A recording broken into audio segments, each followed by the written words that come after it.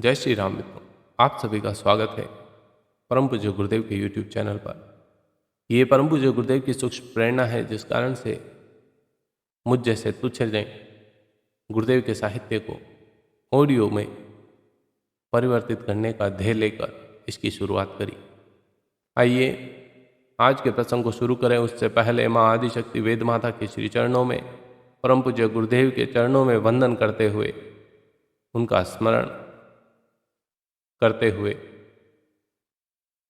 अपना सर्वस्व उनको समर्पित करते हैं।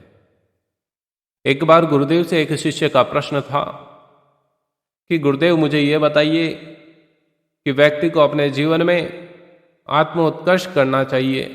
यहाँ तक आप कहते हैं समझ में आता है। इस आत्मोत्कर्ष का उद्देश्य क्या है? इसके लिए क्या करना चाहिए व्यक्ति को? आप मुझे ये बताएं। परम पूज्य गुरुदेव ने उस शिष्य की समस्या का प्रश्न का निराकरण करते हुए उस शिष्य को बताया कि मानवीय गरिमा का उज्जवल स्वरूप विकसित व प्रस्फुटित जो है कब होगा? जब वह उत्कृष्ट आदर्शवादिता के साथ अपना संबंध जोड़ता है, अपने चिंतन, चरित्र, व्यवहार और प्रयास को अभिनंदनीय, अनुकरणीय बनाता है। इसी ढांचे में उसे ढालने के लिए ऋषियों ने शास्त्रों की रचना करी, अध्यात्म दर्शन का ढांचा खड़ा किया, योग तप के अनेक विधान बनाए गए, ईश्वरीय भक्ति के अनेक उपचार व कर्म कांडों का सृजन किया गया। इन आत्मोत्कर्ष को अनेक विधि व्यवस्थाओं द्वारा मूलभूत उद्देश्य तक पहुंचाने का प्रयास किया गया। और क्या है हमारा मूलभूत उद्देश्य? कि मनुष्य इसी जीवन में स्वर्ग, मुक्ति और सिद्धि प्राप्त करे। कैसे करेगा? गुरुदेव बताते हैं कि ये तीनों जो है किसी अन्य लोक से संबंधित या जादू या चमत्कार नहीं है, वरन उन्हें व्यक्तिगत महानता के रूप में प्रत्यक्ष देखा जा सकता है।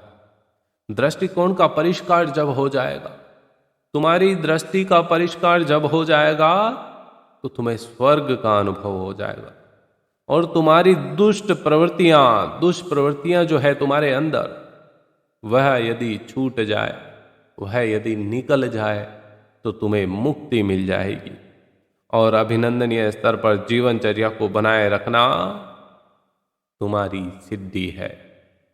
आत्मोत्कर्ष के लिए इतना करना ही पर्याप्त है। इसमें कम से कम उस प्रयोजन की पूर्ति होती जो व्यक्ति चाहता है, अपनी आत्मा की उन्नति।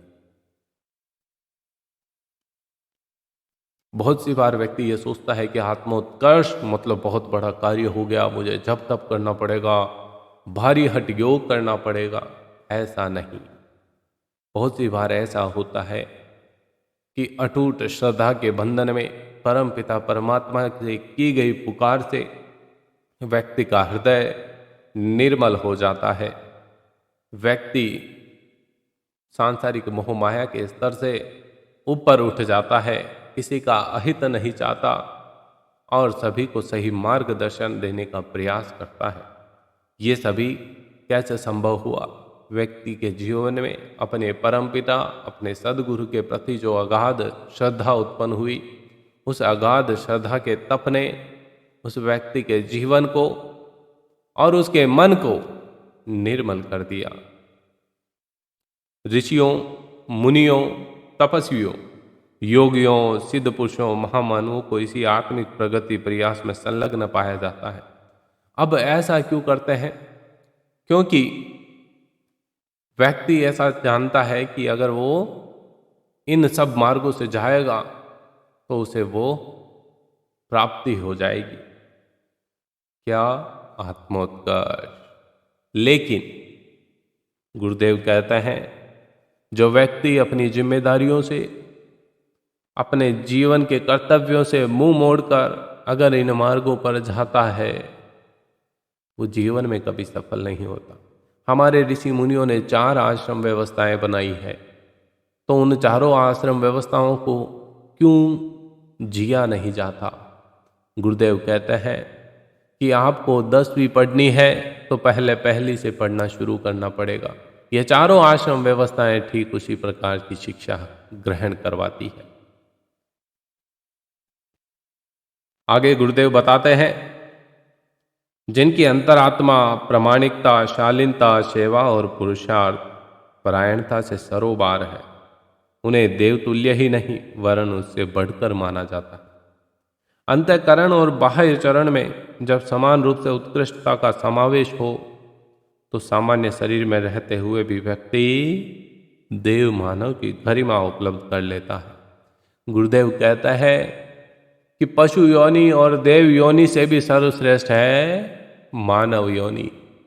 परमपिता परमात्मा की असीम कृपा मानिए कि आपको मनुष्य जन्म मिला है।